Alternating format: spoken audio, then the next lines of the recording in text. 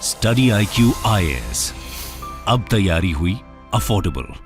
नमस्कार दोस्तों, इस साल श्रीलंका की हालत क्या रही है, जो इतना बड़ा इकोनॉमिक क्राइसिस आया है, इसके बारे में हम सबको पता है। लेकिन क्या आपको याद है सितंबर का महीना, जी हाँ, 1 सितंबर को यह खबर आई थी कि IMF श्रीलंका को $2.9 बिलियन का जो रिलीफ पैकेज है वो देने के लिए रेडी हो गया है। यह IMF ने कहा था सितंबर में, लेकिन उसके लिए कुछ कंडीशन था, और वो कंडीशन ये था कि श्रीलंका के जो क्रेडिटर्स हैं, मतलब कि श्रीलंका ने पहले बहुत सारा पैसा लिया हुआ है, जैसे चाइना से सबसे ज्यादा पैसा लिया है, भारत से लिया है, जापान से लिया है, तो ये जो क्रेडिटर्स हैं उनके साथ पहले श्रीलंका को कुछ एग्रीमेंट करना पड़ेगा, और अगर ये एग्रीमेंट नहीं हुआ तो यहां पर IMF ये जो कह रहा है $2.9 बिलियन की मदद, ये कैंसिल हो सकता है, ये नहीं देगा IMF जब तक यहां पर एग्रीमेंट नहीं हो जाता। और इसीलिए यहां पर खबर ये आ रही है कि चाइना जो है वो सबसे बड़ा रोड ब्लॉक बना हुआ है। चाइना की वजह से ये जो एग्रीमेंट है वो कहीं ना कहीं पूरा नहीं हो पा रहा, और ये जो मदद मिलनी चाहिए श्रीलंका को, उसमें बहुत ज्यादा देरी आ रही है। तो इसी को मैं आपको डिटेल से बताऊंगा कि एग्जैक्टली सारी चीजें हैं क्या, किस तरीके से यहां पर जो चाइना है वो इतना बड़ा रोड ब्लॉक है। और सिर्फ ऐसी बात नहीं है कि श्रीलंका के साथ, चाइना का अगर आप रिलेशन देखोगे अफ्रीका के कुछ देश के साथ, तो वो भी आपको वैसा ही देखने को मिलेगा। तो काफी कुछ जानने को इस वीडियो के अंदर, चलिए आगे बढ़ते हैं। लेकिन उसके पहले ध्यान रखिएगा दोस्तों, आज से, जी हां, आज से यूपीएससी प्रीलिम्स का बैच स्टार्ट हो रहा है। कहने का मतलब यह है कि अगर आप अगले साल प्रीलिम्स का एग्जाम दे रहे हैं ऑन 28 मई, आपके लिए बेस्ट मौका है, वन स्टॉप सॉल्यूशन है सक्सेस इन प्रीलिम्स प्लस का प्रोग्राम, जिसके तहत 200+ आवर्स ऑफ लाइव क्लासेस के माध्यम से जो स्टैटिक और करंट अफेयर्स का इंटीग्रेटेड स्टडी होता है, ध्यान रखिएगा, सिर्फ प्रीलिम्स के लिए, वो आपको कराया जाएगा। सीसैट भी कराया जाएगा, आपके घरों तक बुक्स भी भेजे जाएंगे, all India open mock test भी आप दे सकते हैं। सोच के देखिए, ये सारी चीजें at a very affordable rate आपको दिया जा रहा है। Just use the code Ankit live, और ये पूरा कोर्स सिर्फ 6000 में आप ले पाएंगे। तो अभी तक अगर आपने इसको ज्वाइन नहीं किया है, आपके पास आखिरी मौका है, आज से ये क्लासेस स्टार्ट हो रहे हैं। इसके अलावा ऑप्शनल की तैयारी करनी है या फिर NCERT ज्वाइन करना है, जो भी है, आप इसको जल्द से जल्द ज्वाइन कर सकते हैं by using the code Ankit live. इसके अलावा और अगर आपको MCQs अटेम्प्ट करना है तो मेरे इंस्टा पेज पर जाइए, वहां पर स्टोरीज में जितने भी MCQs हैं उसको आप अटेम्प्ट कर पाएंगे। तो चलिए शुरुआत करते हैं और सबसे पहले देखते हैं एग्जैक्टली अभी हुआ क्या है। देखिए, जैसा कि मैं आपको बता रहा था कि 1 सितंबर को IMF ने यहां पर कहा था कि अपने एक्सटेंडेड फंड फैसिलिटी के माध्यम से वो $2.9 बिलियन की मदद करेगा श्रीलंका को। अब आपके प्रीलिम्स एग्जाम में आ सकता है कि एक्सटेंडेड फंड फैसिलिटी ये कौन से बॉडी के द्वारा दिया जाता है, तो ध्यान रखिएगा IMF जो है, ठीक है। इसी तरह का क्वेश्चन पूछा गया था पिछले साल भी प्रीलिम्स के अंदर, तो ये सब चीजों को नोटिस करिएगा। तो यहां पर क्या है कि श्रीलंका को ये मदद $2.9 बिलियन की मिलनी थी, लेकिन इसके लिए श्रीलंका का जो एग्रीमेंट है अपने क्रेडिटर्स के साथ, भारत के साथ, जापान के साथ, जिससे भी उसने पहले पैसा लिया है, उन सभी क्रेडिटर्स के साथ ये एग्रीमेंट होना चाहिए, अदरवाइज ये पैसा तब तक IMF नहीं प्रोवाइड करेगा, और ये बहुत ज्यादा जरूरी हो जाता है। और इसी के लिए श्रीलंका ने कहा था कि हम यहां पर डेडलाइन सेट कर रहे हैं कि दिसंबर के महीने तक ये जो पूरा एग्रीमेंट है अपने क्रेडिटर्स के साथ वो हम कर लेंगे। लेकिन यहां पर आप देख सकते हो दिसंबर का महीना खत्म होने जा रहा है, यूएस के अंदर जो क्रिसमस शटडाउन है वो हो जाएगा, तो इसके लिए ऐसा लग रहा है कि ये जो एग्रीमेंट है, जो कि श्रीलंका ने सोचा था दिसंबर तक ये पूरा हो जाएगा और जल्द से जल्द उसको पैसा मिल जाएगा IMF से, वैसा नहीं हो पाया है। और अब जो श्रीलंका के प्रेसिडेंट है रणिल विक्रमसिंघे, ये तो आप सबको पता होगा कि यहां पर जब इकोनॉमिक क्राइसिस हुआ था तो गोताबाया राजपक्षा, महिंदा राजपक्षा, ये पूरी जो फैमिली है ना राजपक्षा ब्रदर्स की, उन्होंने कहीं ना कहीं इस पूरे श्रीलंका को संकट में डाल दिया। चाइना से जिस प्रकार से लोन लिया था, ये सारी चीजें प्ले आउट हुई थी, हम सबको पता है। लेकिन ये सबको हटा दिया गया और फाइनली ये जो रणिल विक्रमसिंघे आप देख रहे हो, ये बन गए इस समय प्रेसिडेंट श्रीलंका के। तो रणिल विक्रमसिंघे कहना है कि चलो, हो सकता है कि आगे चलकर जब 75th एनिवर्सरी होगी श्रीलंका की ऑन 4 फरवरी, उसके पहले पहले हम चीजें करेंगे। लेकिन ध्यान रखिएगा, इन्होंने दिसंबर तक का महीना कहा था कि हम चीजें कर लेंगे। तो क्या रणिल विक्रमसिंघे ये डेडलाइन मीट कर पाएंगे? सबसे पहले तो अगर आप देखोगे ना कि IMF का कंडीशन क्या था, IMF का कंडीशन, मैं फिर से ये चीज कह रहा हूं आपको कि श्रीलंका के जो क्रेडिटर्स हैं, आप ध्यान रखिएगा, श्रीलंका के क्रेडिटर्स दो तरीके के हैं। एक क्रेडिटर्स हैं प्राइवेट क्रेडिटर्स, ठीक है। जैसे कि प्राइवेट कहने का मतलब है कि मान लो भारत के अंदर जैसे कोई प्राइवेट पार्टी, अडानी है, अंबानी है, टाटा है, अगर श्रीलंका ने उनसे मदद ली है, इस तरह के प्राइवेट क्रेडिटर्स से, तो एक तो वो वाले हो गए। फिर दूसरे हैं बायलैटरल क्रेडिटर्स, मतलब जो सॉवरेन जो होते हैं ना देश, जैसे भारत सरकार, ठीक है, चाइना की सरकार, ये लोग जो मदद करते हैं वो बायलैटरल क्रेडिटर्स होते हैं। तो यहां पर क्या है कि श्रीलंका को IMF ने कहा था कि आपको एक फाइनेंसिंग अश्योरेंसेस चाहिए इन सभी क्रेडिटर से, और ये सारी चीजें जब आप कर लोगे तभी आपको यहां पर जो फाइनेंस है, जो 2.9 बिलियन डॉलर का मदद है, वो हम कर पाएंगे। बेसिकली इसका मतलब यही हुआ कि फाइनेंसिंग अश्योरेंस जो है वो क्रेडिटर्स, जब बायलैटरल क्रेडिटर्स करेंगे तभी यहां पर श्रीलंका को ये पूरी मदद मिल पाएगी। अब क्वेश्चन ये है कि आखिरकार श्रीलंका अपने क्रेडिटर्स के साथ ये एग्रीमेंट क्यों नहीं कर पा रहा है। अब ध्यान से समझिएगा, जो प्राइवेट क्रेडिटर्स है ना श्रीलंका के लिए, उनके साथ तो जस्ट एक यहां पर अश्योरेंस चाहिए, गुड फेथ एफर्ट का। लेकिन जो बायलैटरल क्रेडिटर्स हैं, क्योंकि सबसे ज्यादा पैसा श्रीलंका ने किससे लिया है, देशों से लिया है, जो भारत की सरकार है, जापान हो गया, या फिर चाइना की सरकार, चाइना से सबसे ज्यादा पैसा लिया। मैं भी आपको आगे सब कुछ दिखाऊंगा। लेकिन यहां पर ये जो बायलैटरल क्रेडिटर्स हैं उनके साथ एग्रीमेंट करना बहुत ज्यादा मुश्किल है। यहां पर मैं आपको दिखाता हूं कि किससे क्या क्या लोन लिया गया है। देखो, चाइना, जापान, भारत, ये श्रीलंका के सबसे बड़े बायलैटरल क्रेडिटर्स हैं। यहां पर आप देख सकते हो जितना भी पैसा लिया है श्रीलंका ने अलग अलग देशों से, उसमें सोच के देखिए 52% पैसा, सोच के देखिए, बायलैटरल क्रेडिटर्स की मैं बात कर रहा हूं, 52% पैसा अकेले चाइना से लिया गया है। सेकंड नंबर पर जापान का है, 19.5% पैसा जापान का है, और भारत का 12% के आसपास देखने को मिलेगा। तो ये जो तीन देश हैं, उन्होंने सबसे ज्यादा पैसा जो है वो श्रीलंका को प्रोवाइड किया है। अब इसमें देखो होता क्या है, प्रॉब्लम क्या होता है, यहां पर ये एग्रीमेंट क्यों नहीं हो पा रहा है। जैसे कि मान लो, अगर मान लो ये जो डिफॉल्ट हुआ है, अब श्रीलंका ने तो डिफॉल्ट कर दिया है, इकोनॉमिक क्राइसिस आ गई थी। अब क्या होगा कि मान लो चाइना ने श्रीलंका को $100 बिलियन दिया होगा, मैं जस्ट एक एग्जांपल दे रहा हूं आपको समझाने के लिए, ठीक है। और मान लो जापान ने लगभग $40 बिलियन दिया होगा, और भारत ने मान लो $20 बिलियन दिया होगा। हम एग्जांपल से समझते हैं, ठीक है।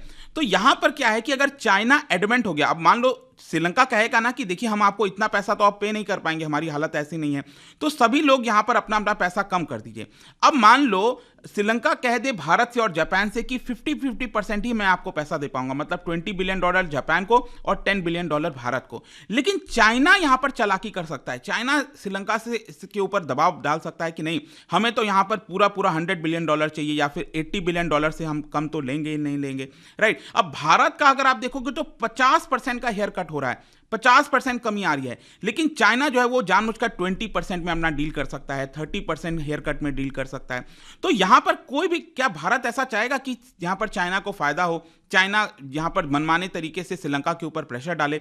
तो इसके लिए क्या है कि जब भी इस तरह का सिचुएशन आता है पूरे दुनिया के अंदर, तो ज्यादातर ये देखने को मिलता है जो क्रेडिटर्स होते हैं उनका एक समूह बन जाता है, वो एक साथ यहां पर डील करते हैं उस देश के साथ। मतलब कि यहां पर अगर मान लो चाइना है, जापान है, भारत है, वो एक साथ यहां पर डील करें। मतलब कि जितना हेयर कट भारत का हो, जितना हेयर कट जापान को हो, उतना ही हेयर कट चाइना का भी होना चाहिए। ऐसा नहीं होना चाहिए कि यहां पर ज्यादा झटका जापान और भारत को दिया जाए और चाइना के ऊपर ज्यादा झटका ना मिले, ऐसा नहीं होना चाहिए। और इसीलिए अगर आप देखोगे ना, तो OECD ग्रुप के अंदर यहां पर जापान, साउथ कोरिया, इन लोगों ने पेरिस ग्रुप के माध्यम से एक कॉमन प्लेटफॉर्म बना लिया है कि इस कॉमन प्लेटफॉर्म के माध्यम से श्रीलंका के साथ जो हमारी एग्रीमेंट है, जो क्रेडिटर्स एग्रीमेंट है, वो हम करने के लिए रेडी हैं। और इनफैक्ट मैं आपको यह भी बता दूं कि भारत भी चाहता है कि चलो हम भी इस कॉमन एग्रीमेंट में आ जाएं, कॉमन प्लेटफॉर्म के माध्यम से श्रीलंका के साथ नेगोशिएशन करें। लेकिन प्रॉब्लम क्या है कि चाइना यहां पर नहीं आ रहा है। चाइना इज द बिगेस्ट, मतलब आपको पता ही है कि श्रीलंका का सबसे ज्यादा बायलैटरल डेट जो है वो चाइना के पास है। तो चाइना को भी इस कॉमन प्लेटफॉर्म पर आना चाहिए, लेकिन चाइना ने कहा नहीं है अभी तक, चाइना अभी तक कमिटमेंट नहीं दे रहा है कि क्या वो इस कॉमन प्लेटफॉर्म पर ज्वाइन करेगा कि नहीं करेगा।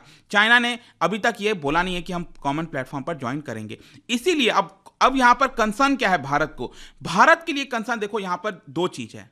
सबसे पहला तो यही है कि भारत नेगोशिएशंस करने के लिए रेडी है श्रीलंका के साथ कॉमन प्लेटफॉर्म के माध्यम से, पेरिस ग्रुप के माध्यम से। लेकिन भारत यह भी चाहता है कि उसके अंदर चाइना भी हो। ऐसा ना हो कि यहां पर सारे देशों को ज्यादा हेयर कट लेना पड़े और जो चाइना हो गया उसके लिए कम हेयर कट हो, चाइना को ज्यादा फायदा हो जाए। तो सबसे एक बड़ा कंसर्न तो यह हो गया, क्योंकि अभी तक ज्यादातर यही देखने को मिला है कि चाइना क्या करता है इस तरह के सिचुएशन में, वो डायरेक्टली श्रीलंका के साथ बातचीत करता है, ठीक है, और उसके मतलब किसी भी देश के साथ डायरेक्टली बातचीत करता है, कभी भी किसी के साथ कॉमन प्लेटफॉर्म पर नहीं आता और उस देश के ऊपर प्रेशर बना देता है। अब दूसरा कंसर्न, एक और चीज मैं आपको बताता हूं श्रीलंका के साथ। देखो यहां पर इस साल ऑलरेडी पता था भारत को कि जो श्रीलंका है वो इकोनॉमिक क्राइसिस में जा चुका है।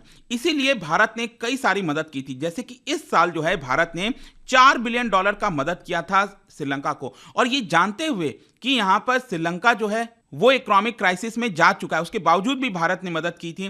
तो यहां पर श्रीलंका ये कह रहा है कि ये जो रीस्ट्रक्चरिंग वाला जो पूरा मामला है ना डेट का, कि हम वापस से रीस्ट्रक्चर करेंगे, उसमें ये $4 बिलियन भी इंक्लूड किया जाएगा। लेकिन न्यू दिल्ली का कहना है कि देखिए ये तो गलत बात है, हमारा तो पहले डील हुआ था कि आप एक ऑलरेडी इकोनॉमिक क्राइसिस में जा चुके, उसके बावजूद भी हमने आपकी मदद की यहां पर, तो आपको रीस्ट्रक्चरिंग के अंदर ये $4 बिलियन नहीं डालना चाहिए। इस साल के पहले जो हमने आपको मदद किया था जैसे बाकी देशों की तरह, वो आपका रीस्ट्रक्चरिंग में आना चाहिए। तो क्वेश्चन यहां पर यह है अब कि सबसे मेन कल्प्रिट कौन है यहां पर, इंडिया प्रॉब्लम क्रिएट कर रहा है कि चाइना कर रहा है। देखो मैं आपको एक एग्जांपल दिखाता हूं। देखो इसी मंथ के शुरुआत में जो रनिल विक्रमसिंघे हैं, उन्होंने स्टेटमेंट दिया था कि उनकी बातचीत भारत के साथ सक्सीड हो रही है। जी हां, उनकी बातचीत भारत के साथ सक्सीड हो रही है और एक गुड प्रोग्रेस में है, मतलब कि भारत इसमें कल्प्रिट नहीं है। भारत और श्रीलंका के बीच में जो भी एग्रीमेंट होना है डायरेक्टली, वो यहां पर इस समय बातचीत चल रही है और वो गुड फेथ में चल रहा है, चीजें अच्छे से हो पा रही हैं। लेकिन प्रॉब्लम कहां है? चाइना के साथ।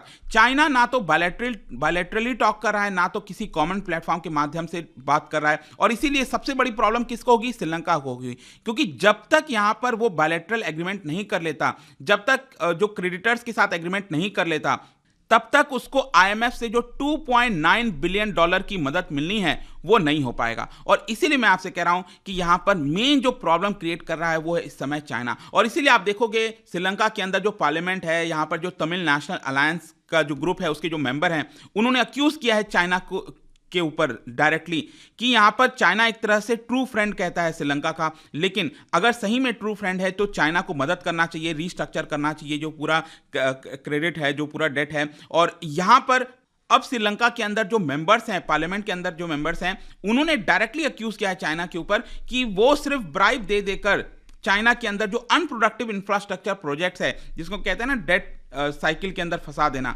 वैसा ही यहां पर चाइना ने श्रीलंका के साथ किया है। तो अब क्वेश्चन यह है कि अगर श्रीलंका क्रेडिटर्स के साथ एग्रीमेंट पर नहीं आ पाया तो यहां पर क्या होगा? देखो यहां पर मैं आपको एग्जांपल दिखाता हूं ज़ैम्बिया का। ज़ैम्बिया अफ्रीका में एक देश है, आपको पता होगा। तो उसने भी चाइना के साथ बहुत सारा यहां पर लोन लिया था, चाइना से कई सारे लोन लिए थे, लेकिन वो भी प्रॉब्लम में चला गया। और आपको पता है पिछले 2 साल से बातचीत चल रही है चाइना के साथ एग्रीमेंट को लेकर, रीस्ट्रक्चरिंग को लेकर, लेकिन वो बातचीत पता है आपको अभी तक नहीं हो पाया है। और इसीलिए ज़ैम्बिया को भी जो मदद मिलना है आईएमएफ से, वो नहीं मिल पा रहा है। तो इसी से आप समझ पाओगे कि ये कितना बड़ा इंपैक्ट कर सकता है। अगर श्रीलंका के साथ भी चाइना एग्रीमेंट नहीं किया तो अल्टीमेटली श्रीलंका को जो मदद मिलनी चाहिए आईएमएफ से, वो नहीं मिल पाएगी। और इसका डायरेक्ट असर ये होगा कि बाकी के भी जो क्रेडिटर्स हैं पेरिस क्लब के अंदर भारत के साथ, वो भी ट्रबल में आ जाएंगे। तो ये सारी सिचुएशन है इस समय। देखो यहां पर फाइनली कंक्लूजन क्या निकलता है, वे फॉरवर्ड क्या है? देखो यहां पर ज्यादातर एक्सपर्ट्स का मानना है कि एक सोल्यूशन ये निकलता है, वो है मोस्ट फेवर्ड क्रेडिटर्स का। देखो इसको मैं आपको बताता हूं होता क्या है। अब होगा क्या, बेसिकली मान लो जापान जो है, जापान हो गया, भारत हो गया, इंडिया हो गया, ये लोग एग्रीमेंट करने के लिए रेडी हैं श्रीलंका के साथ, ठीक है। तो मान लो यहां पर श्रीलंका और भारत जापान के बीच में एग्रीमेंट हो जाता है, ठीक है। तो जो भी एग्रीमेंट होगा, अगर मान लो कल के डेट में चाइना के साथ श्रीलंका का कुछ अलग एग्रीमेंट होता है और उसमें चाइना को ज्यादा फेवर किया जाता है, तो उस केस में जो भी कंडीशन चाइना के साथ किया है श्रीलंका ने, वही चीज श्रीलंका को भारत और जापान के साथ भी करना पड़ेगा। तो इस तरह का जब क्लॉज लग जाता है, उसको कहते हैं मोस्ट फेवर्ड क्रेडिटर्स का। मतलब कि आज चलो प्रोग्रेस करने के लिए श्रीलंका और भारत और जापान के बीच में एग्रीमेंट हो जाए, और कल जब भी चाइना के साथ एग्रीमेंट होगा तो उस केस में मान लो अगर जापान और भारत लॉस में है तो यहां पर वो लॉस नहीं होगा, क्योंकि चाइना के साथ जो एग्रीमेंट हुआ था वही चीज इन लोग के साथ भी करना पड़ेगा। तो लेट्स सी क्या यहां पर ये हो पाता है कि नहीं हो पाता। बट आई होप कि ये काफी थोड़ा सा कॉम्प्लिकेटेड टॉपिक था, उसको मैं आपको समझाने की कोशिश की कि एग्जैक्टली चल क्या रहा है इस समय श्रीलंका में, आईएमएफ से जो मदद मिलनी चाहिए थी वो क्यों नहीं हो पा रहा है, वो सारी चीजें आपको समझ में आ गई होंगी। और जाने से पहले एक इंटरेस्टिंग क्वेश्चन, टोबिन टैक्स जो कि सजेस्ट किया गया था जेम्स टोबिन के द्वारा, क्या बता सकते हो ये कौन से ट्रांजैक्शन के ऊपर लगाया जाता है टोबिन टैक्स? इसका राइट आंसर आप सबको पता पता है, मेरे इंस्टाग्राम पर तो मिलेगा ही। वहां पर अगर आप नहीं हो कोई बात नहीं, टेलीग्राम से भी ले सकते हैं इसका सही उत्तर। मैं कई सारे जो एमसीक्यूज हैं वो यहाँ पर स्टोरीज में डालता रहता हूँ। बाकी अगर आपको पीडीएफ चाहिए तो टेलीग्राम पर आइए, अलग अलग सोशल मीडिया पर आप जुड़ पाओगे। और जैसा मैंने बताया, यूपीएससी प्रीलिम्स की अगर आप तैयारी कर रहे हैं दोस्तों, आज से ही ये पूरा बैच स्टार्ट हो रहा है। Use the code Ankit live हमारे वेबसाइट ऐप पर या फिर कमेंट सेक्शन में। ये जो प्रीलिम्स का स्पेसिफिक बैच है आप उसको ज्वाइन कर पाएंगे। एंड आई होप कि वीडियो आपको पसंद आया होगा। मिलता हूं आपसे next time. Till then thank you very much, see you soon. Study IQ IAS, अब तैयारी हुई अफोर्डेबल।